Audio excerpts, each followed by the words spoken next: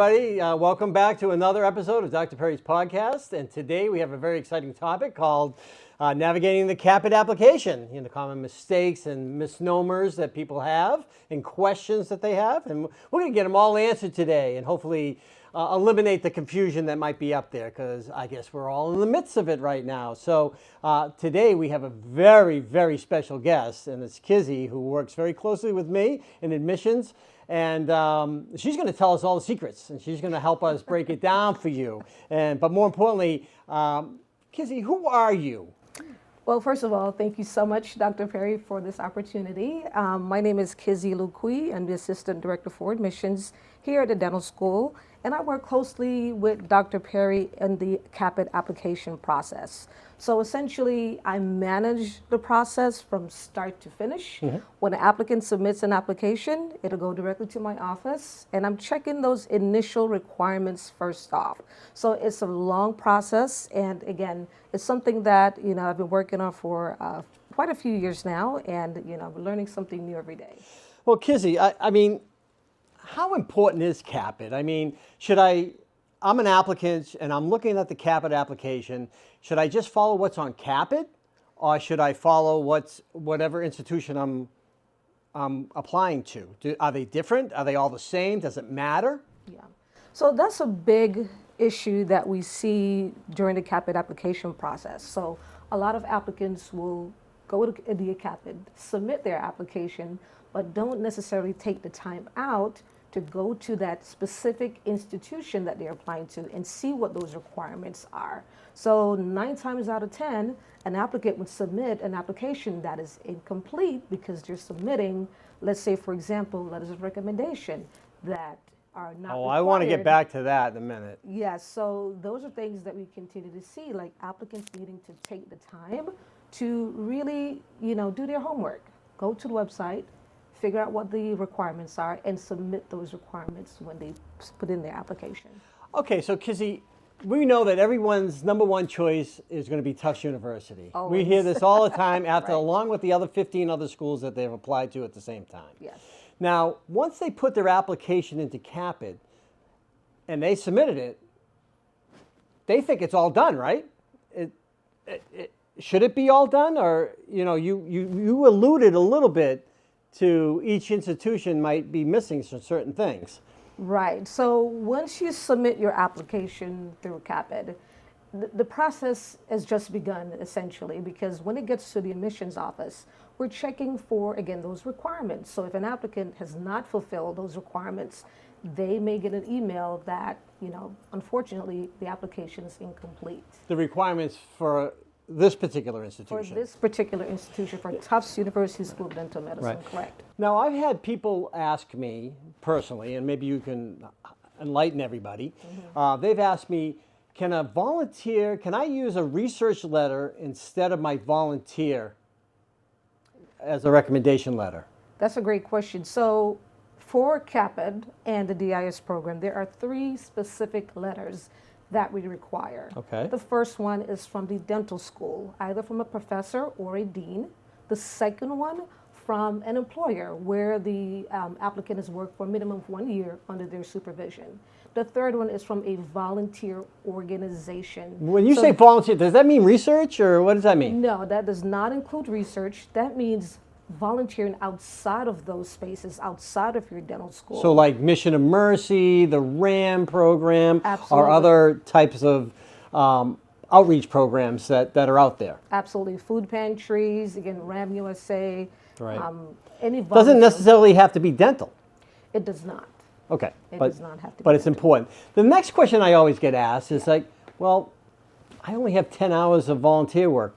Is that enough?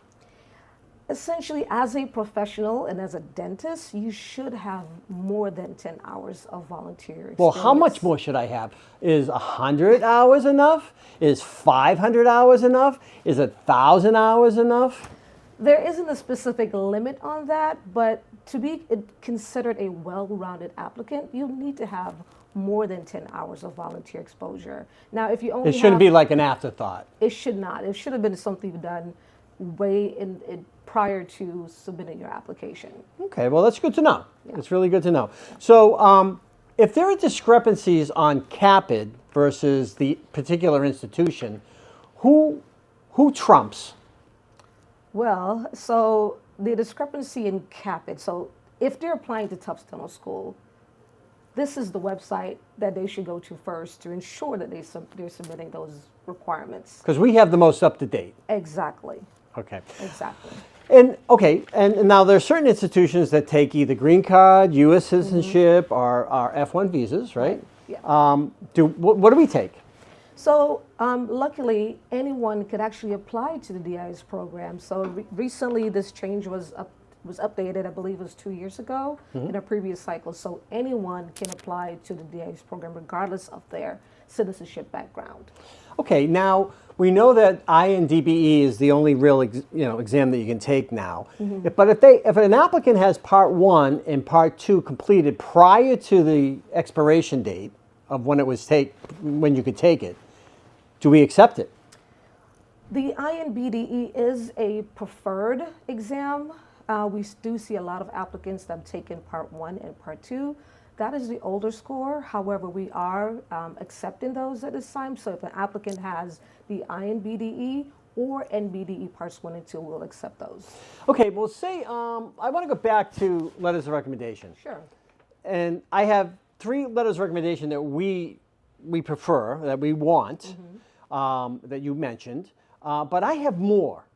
Can I submit them? And should I submit them directly to you? Well, it depends. How many more do you have? I got another 3.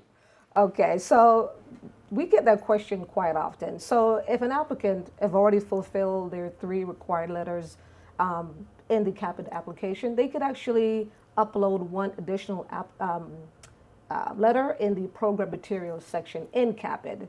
The other 2, they could actually email those themselves to Dental Missions DIS mailbox. So we'll attach that to the application once we Okay, but they can do it up in CAPID, or they can do it whatever. Okay. Right, only 1 in the program materials section in CAPID, but it cannot be any of those required letters. Right. Where the recommender must upload those directly to the application. The required letters that we have specifically for our institution need to be specifically uploaded to CAPID. Correct. I don't think we can make that any clearer, can you? You know what? It is posted on the Tufts website. It's also now updated on the CAPID website.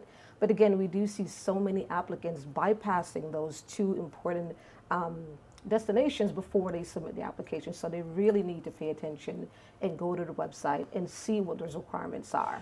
Well, I also get the question, well, other institutions don't require that. So do I need to do it? Is it a suggestion or is it mandatory? It is a mandatory requirement, and unfortunately, we do get a lot of emails saying, "Well, this institution requires this specific letter, and that is why I uploaded it to the application." Unfortunately, we cannot accept it because we do require those specific letters. Okay. Okay. Another question that comes up is that we require a TOEFL score of 90. Right. Okay. And now that you have the new TOEFL exam that has different scoring, 1 through 6. Correct. How much do I need to get? I got a 4. I got a 4.5. What does that mean? Sure. So with the new TOEFL scaling score that went into effect in January, an applicant that has a 4.5 to a 5 may be able to apply with that score.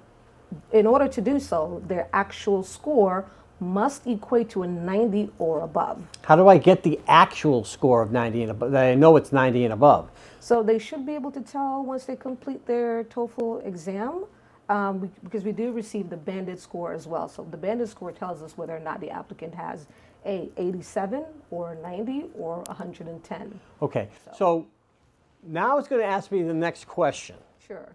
We accept 90 and above. Correct. Right? I have an 87. Should I apply? You can apply, but unfortunately that will not be accepted because it does not meet the minimum requirement. The minimum requirement for the TOEFL is 90 or above. So I would have an incomplete on my application, even though, okay. Yes. Now, say I looked at everything, I read it all, I followed all the guidelines. I submitted all the letters. I got everything is in. Why aren't I getting an interview? Well, that's a tough question. A lot of people want to ask that question. The DIS process and the DIS application cycle is a very competitive program. Come on, what do you mean competitive? How many people could possibly apply to the program? So, I mean, let's say, for instance, last cycle we had over almost close to 2,000 applications for only 35 to 40 spots. Now, a well-rounded applicant, we look at all those factors. So we're looking at the entire person, their TOEFL, GPA, ECE, their background. So it's a very detailed process. We do take our time to review those applications. And I know that's something you do, Dr. Perry, and it is a long process, as you know. Yep. But there's no specific answer as to why someone may not be accepted. It could be, again, various reasons. So I just want to be clear because it gets confusing in my mind, I guess, or in my audience mind sometimes. Sure. I submitted my application. I'm thinking it's complete. Okay, I've done all the things that were required. When is it truly complete from Tufts? So you'll know your application is truly complete when you receive an email stating that your application is complete and it's under the holistic review process. So you send out an email to them? Correct. So throughout the entire process, we notify candidates where they are in the process. Now, if an application is complete, then again, it goes through the holistic review process, which does take some time. And applicants may not hear from the admissions office for a month or two. So it is a process, and I know a lot of applicants are eager to learn of their status, but it is a waiting game again. So. Okay, so I got a couple of questions here. Sure. The first question I have is that if I keep emailing you multiple times, does that help my application? You know what? We get over 300 emails per day, and there are times we cannot feasibly answer all those emails. So if the answer that you're looking for is on a website, I would say do the legwork, go to the website. We have a frequently asked questions tab that answers various questions that applicants are emailing us about now. Commonly asked questions. Commonly asked questions, right. So it's just really about doing the homework instead of sending an email initially to the admissions office, because it is a busy process, a busy cycle, so applicants may not get a response right away. All right. Another question I get asked a lot is, I'm a reapplicant, and I got waitlisted last year. Sure. Why didn't I? What was wrong with me? Was there something wrong with me? No, there's nothing wrong with an applicant that got waitlisted. So again, the class size is a very small class size. We have 35 spots for the IS-29 class. And, again, being competitive, we may not have the space for the applicants who would like to have in the class. That's one of the... So what you're saying is we love everybody, but we just can't take everybody. Exactly. That's the probably the easiest way to say it. So we wish we could have more strong candidates in the class, but we don't have the capacity to increase the class size at this time.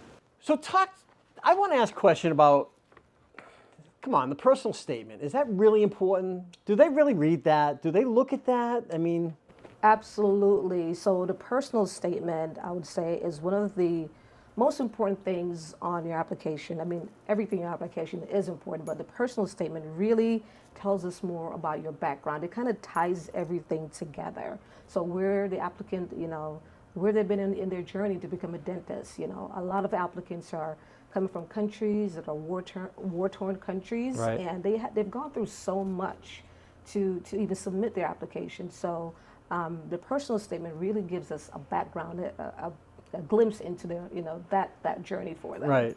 Lets us understand who they are. Exactly. Because you mentioned holistic review. You're looking at the whole person. So Exactly. Going back to that holistic review, Yeah. if I have, I kind of don't have the best grades. Now what? Now what's going to happen? What do I do? Well, I mean, if you've submitted a very strong application and, your grades, are you speaking of grades specifically in undergrad or, No, I'm talking in master's? dental school. When I was a dentist, or when I was graduating dental school, there was some issues, but I like to have fun. Well, I mean, it really depends. So when we're looking at the whole applicant, if they have other experiences in other areas and really like a lot of dental experience, volunteering, a well-rounded applicant, the GPA or the grades may not be as impactful or, so. Well, I'd like to just comment a little bit more on that, is that the grades aren't the end-all, be-all. Right. However, they do give us an indication of whether you're going to struggle into a program or you're not going to struggle into it. And that gives us a glimpse. It doesn't give us the whole story of who you are, because many situations happen. It could be a death in the family. There could have been a lot of different things that happened. War or whatever. You got uprooted 10 times or whatever the case may be. Yeah. But if you can show somehow that you've been able to improve your grades, or took a master's degree program, or took some other types of programs in the United States that showed, hey, not only were my grades low, but they were low because of this, but look at, I'm now in this other program and look at what I'm doing. I'm getting a 3.5. Now, if you take another program and you do worse, that's not going to help you help your cause. Exactly. Definitely want to see upward trend. If you did struggle, if the applicant did struggle in undergrad medical school, then, like you mentioned, it would be beneficial to have a master's degree and show continued growth in that area. So it sounds like, and I guess it happens in most institutions, you can clarify that too, is that you're kind of like the gatekeeper. You kind of like look at everything, everything's coming through, making sure that all the paperwork's there, the registration fee, the whole bit, right? The application fee. And then from there, once they get by you, they have to get by me. Right. Right? So it's a process. It is a process, yes. And you want to be fair to everybody. Exactly. So do reapplicants have a better shot at it than a normal applicant? No, I mean, there's no reapplicant, if someone is reapplying, they applied last cycle, again, we want to see growth. What have you done since you submitted your last application? Did you take in a bench test prep course? What have you done? Have you gained additional volunteering or dental exposure somewhere? Like, what have that applicant done to improve their application? So if you're a reapplicant, you can't simply submit the same application from last cycle. Again, you definitely want to show that you've improved on your application in some way. Okay, so I'm an applicant. I'm out of my country. I've been out of my country for 5 years now. I haven't been able to practice dentistry because I don't have a license here. But I'm assisting. Is that just that's my hand skills, right? I mean, that's the end all be all to it, or? No, I'm going to answer that one, Dr. Perry. Well, I can tell you that, you got to really show how your hand skills have improved and how you've been able to keep them up. Obviously, assisting it is definitely helpful, but, watching someone ride the bike versus you riding the bike is totally two different things. So if you haven't taken, I'm not advocating any of the board prep courses, but if you haven't taken something like that to see where you're at, or you don't have a home testing at home, a bench prep course at home, it could be a problem, because you got to know what those hand skills are, because you could tell me that you've been practicing 1,000 preps. Well, it could be 1,000 times wrong unless you have someone that's qualified to be able to evaluate what you're doing wrong, whether you're undercutting, over-preparing, under-preparing, or whatever, or under-reduction, or whatever the case may be. So it's really, really important that you keep up your hand skills, and there's no other way to do it. You have to practice dentistry. If you're working in an office with a competent dentist, then you should be able to ask him or her to be able to evaluate your preparations. So take extracted teeth, do whatever you have to do, but basically show it. It's really, really important.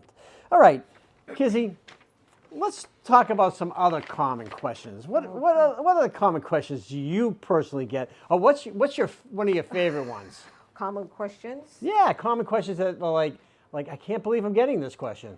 Well, questions like, well, I'm a Canadian citizen. Can I apply to the program? Absolutely. That is something we've posted on our website. Anyone can apply. So that's a very common question that I see most often. Okay.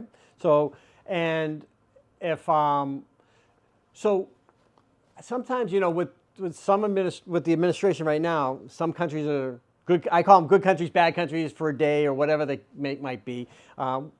We don't discriminate against any country. We love them all. However, some of the things are out of our control, right? I mean, whether you can apply, you can't apply, or whatever the case, or whether you can get a visa or not. Right. That's what the biggest issue is. Right. So, the visa issue is something that we've seen last cycle where accepted applicants from other countries weren't able to get their visa processed in a timely manner. So that's one thing that we've noticed. So what happens to those applicants now? Those applicants, I think we were able to offer them a deferral to. But they have a time limit, But right? we do have a time limit to submit those requirements to the admissions office before they could actually move forward in the process. Okay, so let's go back. You talked about a time limit for a second. Let's just talk about that, because it sounds like I need a visa. I'm on an F1. I'm an F1 student. Mm-hmm. I need to get a visa for education. It sounds like I should start this process now, right? No matter where I'm going to go, I should start to get paperwork together, because it takes a while, right? Absolutely. I mean, for any applicant, I would say start early, do your homework early, and understand what the process looks like, timelines. That's important, because if their applicant's accepted to the program, there are requirements, especially if they're international, that they would need to complete in order to move forward and matriculate into the class. Okay. So it is a process. So you should get it up as soon as possible. Absolutely. Okay. Yeah. So let's talk about applications again, okay? Because that's your specialty, and we want to know all the answers. I will ask. All right. So I have an application. It's not complete. I'm missing some paperwork. Does it really matter whether it takes me 2 weeks or a month and a half? Does it really matter? Timing is important in this process. So if an application is incomplete, let's say for letters of recommendation, in order for us to consider that application this cycle, all those missing documents must be submitted by the deadline, which is May 29th. So if it's not submitted to the admissions office by the deadline, unfortunately, that application will not move forward in the process. And this is something that we've notified all applicants when they submit the application. We give them this information so that they are aware that any missing requirements must be submitted before that deadline. Okay. And the cycle starts when? It starts from when and ends when? Sure. So the application cycle actually started, I believe, March 5th or March 6th of this year, and it will end on May 29th. Okay. So if an applicant is submitted their application at midnight on May 29th, 9 times out of 10, we may not be able to process that application. So I would say do it early, submit your application early. Again, it's a long process, but timing is important as well. But if I submit my application late in the cycle, like say I do it in the middle of May, does that mean that I'm not? Do I have a chance to be interviewed? Absolutely, yes. You do have a chance to be interviewed. Any applicant that submits your application, as long as it's within that time frame, the application time frame, again, from March 5th through May 29th. So as long as it's submitted in that time frame, it's going to be reviewed. Because they're all on an on-rolling basis. It's on a rolling basis, correct. Okay, so now, I'm really interested in Tufts. Okay, I want to be in this school, and I go on all the chat rooms. Oh, gosh. And I listen to everybody on the chat room because they know everything, right? Yeah. Unfortunately, no. No? This is common, something that I've witnessed, and probably you've heard it yourself, where applicants are going to these various chat rooms and they're getting information from someone who may have applied previously, and they're getting misinformation. So I would recommend to stay off those, chat rooms if possible, and go to that institution's website. Okay? Go to the website. The answers that you're looking for, 9 times out of 10, would be on the website. Okay. If for some reason I have a really obscure question that is not on the website, what do I do? I really need to know the answer to this. It might be, there are particular things that come up, and I don't want to put questions in people's heads, but there are certain things that do come up, right? Well, in that situation, I would say they could send an email to the admissions office. Now, again, because we receive so many emails per day, the time frame to respond to that email may be delayed. So if it's something urgent that they, cannot find on the website, they could email me directly, and hopefully it's something that's not on the website. But well, let me ask you one that comes to my mind. I'm from a country and I'm seeking asylum. Yeah.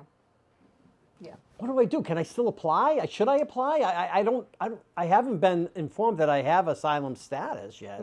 Yeah. So the asylum status is something that we've handled in the past. So we've had applicants that are in pending asylum status, and they were actually able to apply and successfully matriculate into the dental school. So there again, it's kind of out of our hands. it's out of our hands. So with those applicants, if they email to ask, I would definitely redirect them and say, definitely reach out to an immigration attorney to understand what your status is, where you are now in that process. And do universities have immigration offices? So we do have an international center, and the international center really, they handle all immigration-related issues, concerns when it comes to students. So if someone is matriculated into the class and they need an I-20, they'll go through the international center. Okay. Not through the admissions office. So they can apply to it. Yes. They may even be interviewed. Right. Well, we can't guarantee whether they can matriculate because we don't know if they're going to get all their paperwork. Absolutely. That's not because of us. Exactly. Okay. Exactly. I just want to be clear on that. Oh, yeah. So what would happen in a case like that? I mean, say they go through the whole process. They say, yes, I accept, and they can't get the paperwork. What happens? Unfortunately, if they cannot meet the admissions requirements, it may be a situation where, they may have to withdraw from the class at that point, because there are specific requirements that accepted students will have to complete before they can move forward in the process. All right. I got to ask some more questions because I have a lot of questions. I'm a very inquisitive guy, okay? Yes. Now, if I'm a green card, a U.S. citizenship, or I have a visa status, can I get student loans? So if the applicant is a green card holder or U.S. citizen, they could definitely apply for financial aid. Okay.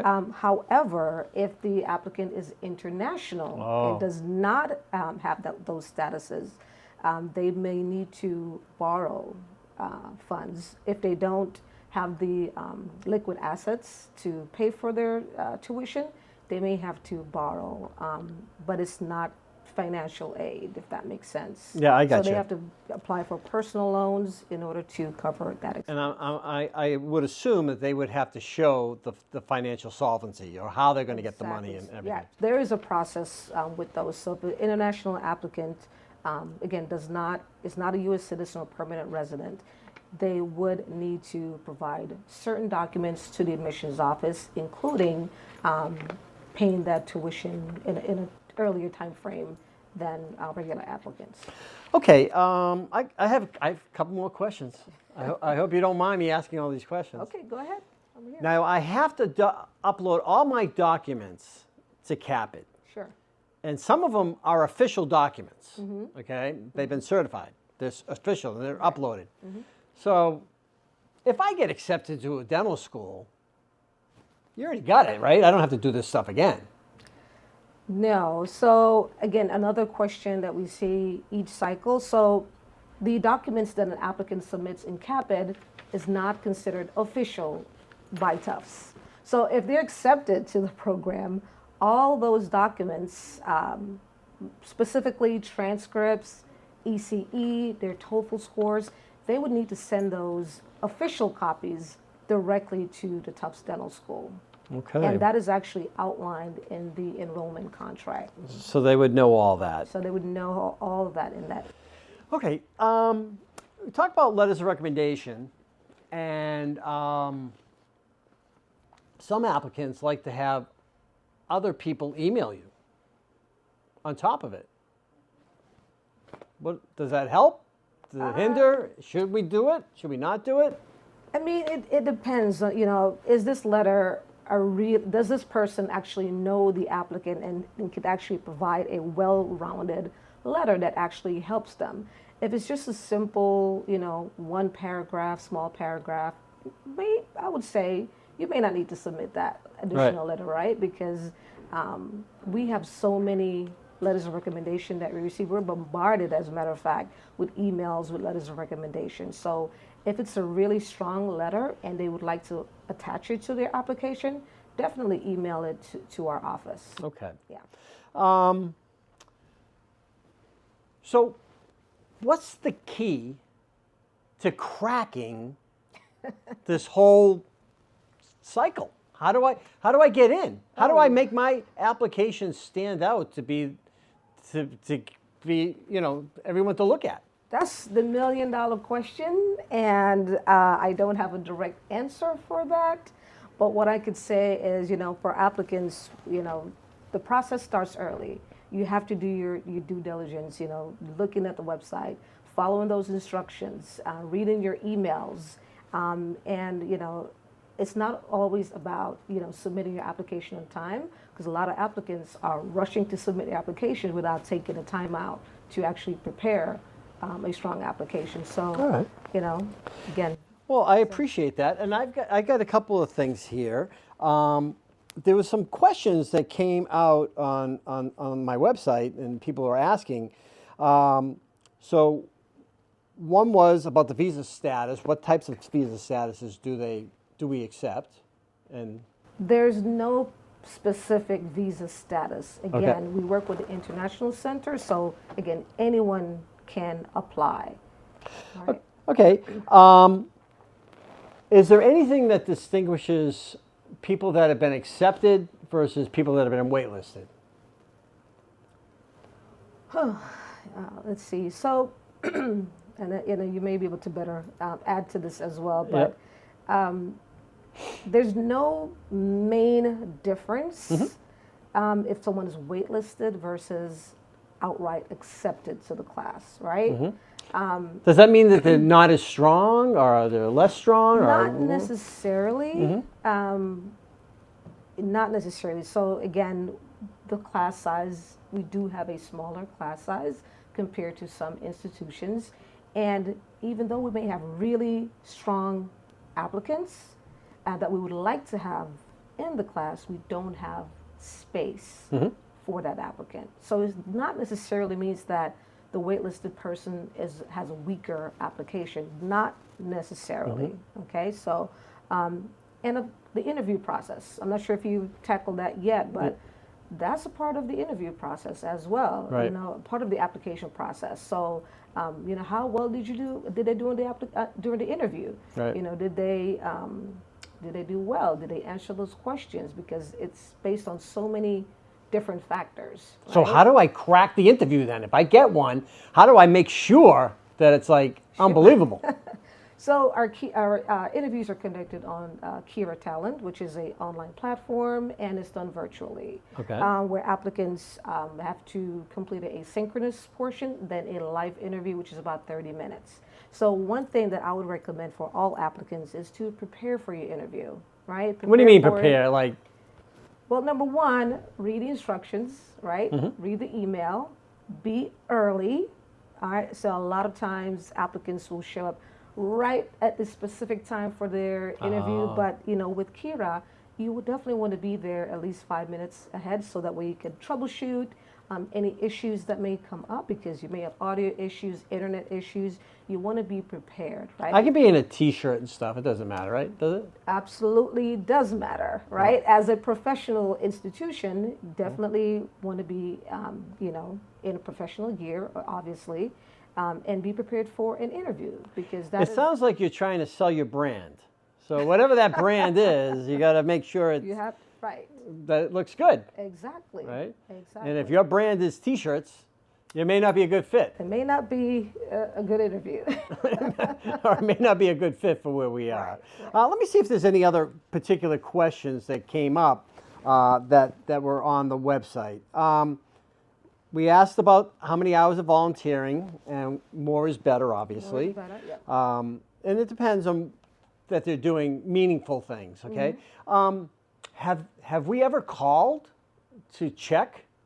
Absolutely. So there are letters of recommendation right now that, you know, we would definitely follow up on just to confirm or verify, just to get additional questions about the applicant's work ethic, professionalism, things of that nature. So in the application, there is a button that says, can we contact this person, yes or no? Hopefully they've said yes, so we'll reach out to follow up. Well, if they said no, then it really make me question things. That would be concerning. Yeah, obviously. it would be very concerning.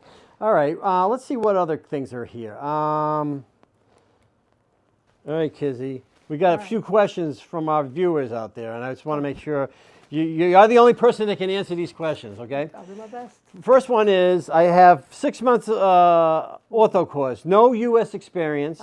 I have 6 months shadowing in the U.S. Should I apply? Well, that's limited information. I don't really have much else on the application, so I Right. couldn't say yes or no, but, you know, I would just say it's a very competitive, Right. and it may be minimal. You may be fine, you may not. It really is not really telling us a lot. Right. Is it feasible to apply with a visitor visa? Yes, absolutely. Does it affect my profile? No, absolutely not. Okay. How about my first attempted GPA was 3.74. My TOEFL was 110. Community and volunteer work in the home country. Is this good enough? That's good. However, we need to look at the other parts of the application, not just those two specific things. So again, a well-rounded application, but those sound very, very good. I'm an oral surgeon. I've had 10 years plus of experience. I've got, I've passed the INDBE, I've did the TOEFL, I've passed everything. Am I a good candidate? Absolutely. Yes. Yeah. How does admissions evaluate applicants with a low GPA? So again, all applicants will go through the holistic review process. So again, it really depends on what other experiences that the applicant has. So if they have a low GPA and good clinical experience, or they have a lot of that, they might be, That's also taken into consideration during the holistic process. Okay. If the world collapses, are there still going to be interviews in person or only online? Well, hopefully the world does not collapse. Okay. But right now, again, as I mentioned earlier, applicants that are invited in for interviews, they'll have to be here on campus first, Right. and then they'll do the interview virtually on Kira Talent. So, Just to kind of add to that, Yeah. not every institution, Tufts, we require the applicant to come in, if they get interviewed, to come in person for a personal interview. Other institutions don't necessarily have that. So again, just because another institution does not require it, we at Tufts do. We don't care about the other institutions. We care about what we do. So just keep that in mind, so wherever you're applying. So if you don't want to have an in-person interview, don't apply to Tufts, because that's the only way it's going to happen if you get one. Let's see, what else we got? We talked about specific hours of volunteer. Is there strong preference for a green card versus U.S. citizen versus? no, that question, again, we get quite often, and there, again, is no preference if someone is a U.S. citizen or permanent resident or international. We're looking at the person as a whole, not their citizenship background. Oh, I love this question. This is my favorite question. I completed a master's degree in the U.S. 2 years ago, full time. You waived my TOEFL, right? No, so unfortunately, the TOEFL is a mandatory requirement, and all applicants, irrespective of their backgrounds, that did a master's in the United States still have to take the TOEFL exam, and pass it with at least 90 or more. Okay, this question is interesting. If I made a mistake about saying I'm not a reapplicant, but I am, is it going to affect me?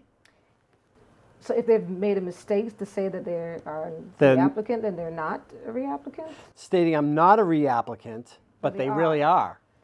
No, I mean, it's good to know this ahead of time, because if someone's reviewing the application and we've noticed that they've applied in the past and said no, you definitely want to make sure that the information on your application is as factual as possible. So any red flags, any discrepancies may not work well in the applicant's favor. So let me ask you another question, because this is coming to my mind and that I remember all the time. I've gone through the application cycle. I didn't get an interview. You guys are going to tell me what's wrong with my application, right? No, unfortunately, and I don't believe other institutions actually meet with applicants to say, okay, this is why you weren't accepted. But our applicants, they want us to do that. But unfortunately, that is not a part of the process. Right, exactly. So. And it would be, think about it. I mean, over 2,000 applications, just don't have the manpower. Don't have the bandwidth to be able to do it. Just wouldn't be able to do it. Is it acceptable for an applicant to upload an additional letter of recommendation? We talked about that. You can do one, and then if it's meaningful, then they could mail it directly if it needs be. Email it. Does Tufts accept fresh graduates? Absolutely. Yeah, why not? Yeah. We have no problem with that. How early is early to apply for the CAPID? Is there any specific, like it opened up March 6th? Yeah. Yeah. So, I mean, March is early, April is early. It's okay, right? It doesn't. That's still early. If late, I would say it would be, May 29th? May 28th, May 29th, right? All right. What happens if I make a mistake on my application and I put the wrong dates of my job? So if there's a discrepancy on the application, you definitely want to email the admissions office to notify us. That way we can note it on the application, because as it goes through the holistic review, again, if there are red flags, discrepancies, that might be an issue. So the earlier we know about it, the better. That way we can update that application. Another question that I want to ask, so our viewers know this, because anything you put in your application is fair game, and we look at everything, so it doesn't really matter. So make sure it's accurate. Don't lie about it, because we're going to find out. And most institutions, if not all, I know we do, that if you do get accepted into an institution, they're going to do a background check. So if that background check now brings up red flags, you could have your acceptance rescinded. Right. So it's really important not to lie on the application. And trust me, I know I've caught it a few times, and Kizzy's caught it a few times. I think we've hit, is there a strong, where are the main attributes that the admissions committee look for during an interview?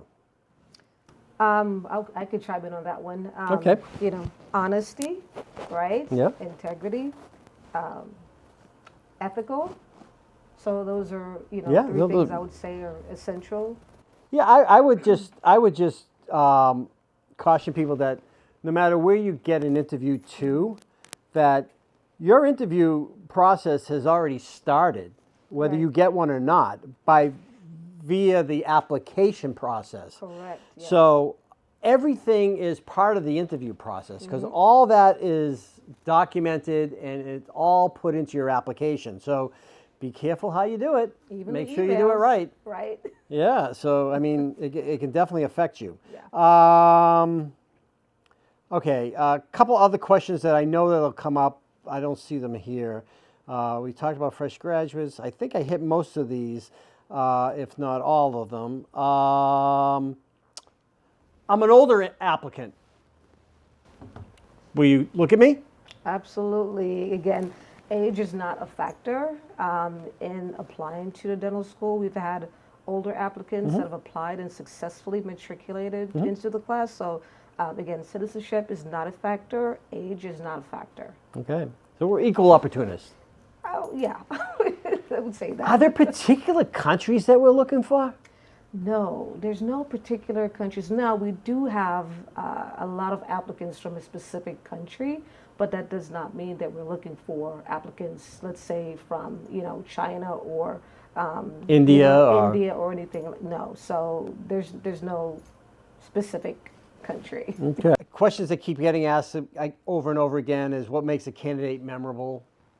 Well, yeah, so that's a great question. So as you know, for candidates that are invited in for the interview, they have to join the in-person presentation day here on campus. And that's really... Wait, I have to come here? Oh, yes. Applicants have to... I can't just do it by Zoom? No. So all the interview process starts Wow. in person. And that is really the day for applicants to show the admissions, Dr. Perry, about who they are. Like we're actually connecting the person to the application, right? So that is your day to really stand out and engage with the other IA students and faculty members that they'll see, but that is part of the interview process for sure. Well, I think we've hit a majority of the questions and concerns that I think our listeners have out there. I'm sure there's going to be plenty more that'll come up. But can you think of anyone, what trends have you been seeing that have been coming up over and over again in this early in the admission cycle? Well, the most thing I would say I'm seeing right now are the letters of recommendation.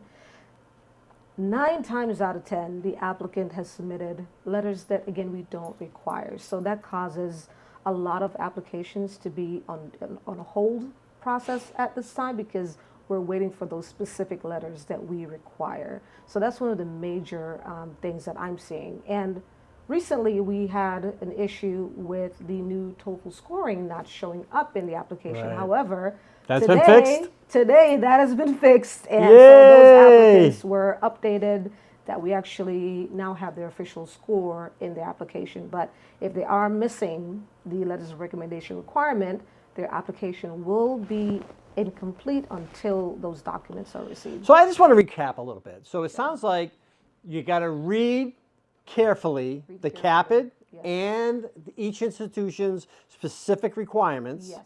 And make sure that you have all the documentation specific to that institution that you're applying to. Absolutely. Okay. And that when you do submit your application and you'll get a letter or an email basically from you that says your application right now is complete to this time. Right. Okay. Right. And if you need any more further information or clarification, you would reach out to that applicant. They don't have to say, okay, well, where am I? Or right. Am I getting my interview now? Or no. So yeah, so that's a great question. So what we try to outline all the details in that email to the applicant. So if they're missing, let's say, for example, they submitted a letter from an employer that was from a colleague or coworker. Now, in the email that they receive, we'll outline why the letter wasn't accepted. It could be that it was written by a coworker and not the supervisor. So we try to make sure that applicants have all the information that they need so they don't necessarily have to email us to ask, okay, what am I missing? Why this is missing? Right. So you're gonna spell it out. Spell it out as clearly as possible. Yes. Okay. Are there any other concerns that you're seeing? Is there anything else that you've seen that's come across right now in the application process? I mean, no, that is one of the only concerns that I would say right now. And sometimes just, again, for applicants to take the time out to read the information that we have posted instead of sending multiple emails because it's just... Are you seeing an increase over last year as far as how many applications are coming in? So right now we are early in the process, and it looks like we will be close to where we were last year, or maybe even higher, but it's still early in the process. So it's a sought-after program. Absolutely. So each program's not the same, right? I mean, you got to not just, I know a lot of people just apply to apply because they want to get into a school and they want to get the degree. I get it, but you should really try to find the institution that fits you, right? Because it's not just we're interviewing them; they should be interviewing the institution too, right? Exactly. Yeah. And finding out if, hey, is it a good fit? Do I live in California. Do I really want to bring my family all the way across to Boston or whatever? So yeah, these are very important questions. Other than that, I'm running out of questions. I'm just running. I mean, I think you've asked all the questions. I hope I did. I Yeah, hope I think you really, covered really everything. did. But I'm sure there'll be more, and I'm sure we'll see some things that we haven't seen before. But Yes. I appreciate you coming on. I appreciate you giving our audience all the information that they need, hopefully making it as crystal clear as possible. So apply early. Make sure you get all your documentation in. Make sure that you do everything, read the application back and forth before you hit that submit button. Dot all your I's. I mean, I don't know what else to say. I mean, and then best of luck. And hopefully you'll get a spot or an interview and be fortunate enough to get into the institution of your dreams or wherever you might want to be. Other than that, thank you very much, Kizzy, for coming aboard. And thank you for being a partner in this and helping making the application process as simple as possible. Thank you for having me, Dr. Perry. All right. Have a great day, guys. And remember, keep in touch. Make sure you go on to the Dr. Perry's podcast. Make sure you look at our other podcasts that explain a lot of different information about how to do the application process and how to do the interview, how to do a bench prep, how to do a lot of different things. It's going to answer all your questions. So really take a look at those different podcasts. Spread the word. Let people know. Other than that, have a great day. Until next time, just be safe, and we'll be looking forward to reading your applications. Have a great day. Bye-bye.